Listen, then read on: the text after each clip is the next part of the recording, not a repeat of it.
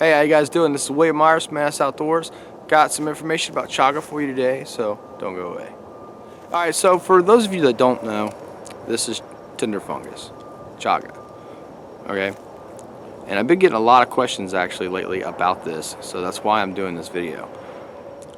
Alright guys, so chaga is actually a fungus, basically a mushroom, that grows on birch. It doesn't always have to grow on birch. You know, I have actually seen it personally on other trees. It's very rare. You know, chaga in itself is pretty rare. I think it's 1 out of 40,000 trees is what I've read several times. So it's pretty rare. You know, myself, I've seen dozens and dozens of chagas and I've left them alone because I got a box of this stuff at the house.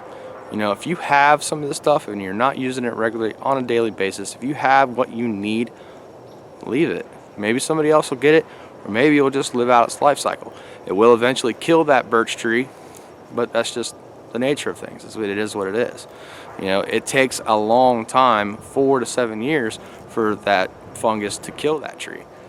You know, so I hear a lot of things about over-harvesting chaga, and you know, I don't really appreciate over-harvesting of anything. So, all right guys, so in my mind, there are some different types of chaga.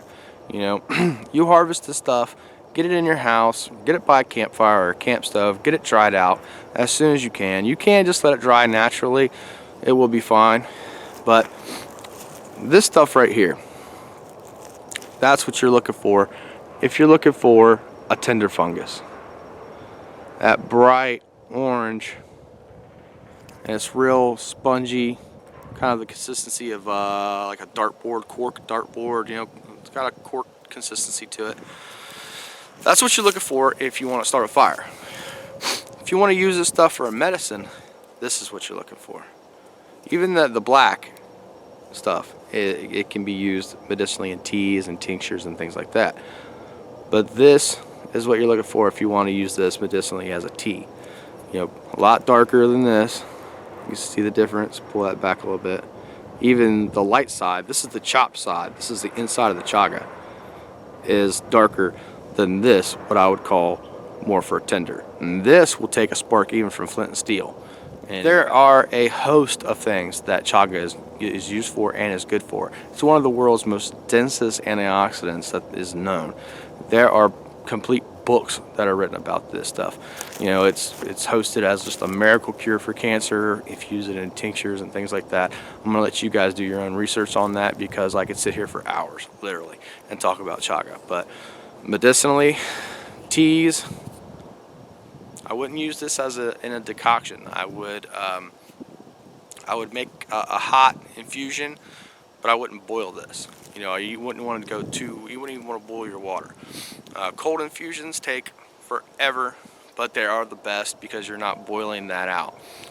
Tinctures are amazing and have, like I've said, been hosted as, you know, miracle cures for cancers and preventatives for cancers and things like that. But like I said, do your own research on it. Some of it's controversial, some of it, you know, hasn't been proven. You know, the FDA obviously isn't going to come out and say that this is a miracle cure for anything. But like I said, do your own research. Just a little quick tip from me about chaga.